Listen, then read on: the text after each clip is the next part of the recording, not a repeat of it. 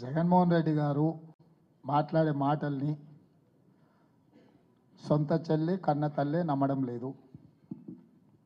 సొంత చిన్నాయనకు జరిగిన పరిస్థితులు, ఆ రాష్ట్రంలో ఉన్న వాతావరణం వాళ్ళ కుటుంబ సభ్యులే చెప్తున్నారు. కన్న తల్లి సొంత చెల్లె విశ్వసించండి, జగన్మోహన్ రెడ్డి గారు ఏది మాట్లాడినా, నా మీద ఎలాంటి ఆరోపణ చేసినా దానికి ఏమాత్రం విలువ లేదు. మిత్రుడు పక్క రాష్ట్ర ముఖ్యమంత్రి జగన్మోహన్ రెడ్డి గారికి నా సూచన, కన్న తల్లి సొంత చెల్లి లేవనెత్తుతున్న ప్రశ్నలకు మీరు సమాధానం ఇవ్వండి.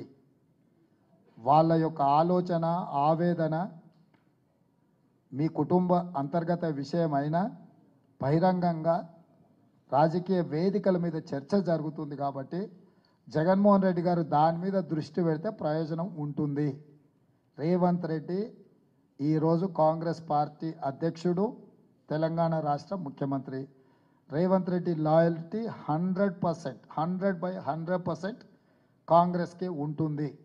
వ్యక్తులతో వ్యక్తిగత పరిచయాలు, సత్సంబంధాలు రాజకీయాలకు ఎలాంటి సంబంధం లేదు. చంద్రబాబు నాయుడు గారి పట్ల నాకు గౌరవం ఉంది కానీ రాజకీయ సంబంధాలు లేవు. వారితో ఉన్న రాజకీయ సంబంధాలను తెంచుకొని 2017 అక్టోబర్ 31 నాడు కాంగ్రెస్ పార్టీలో నేను చేరిన. నేను ఇప్పుడు కాంగ్రెస్ పార్టీకి బాధ్యత వహిస్తా. షర్మిల ఆంధ్రప్రదేశ్ కాంగ్రెస్ పార్టీ అధ్యక్షురాలు.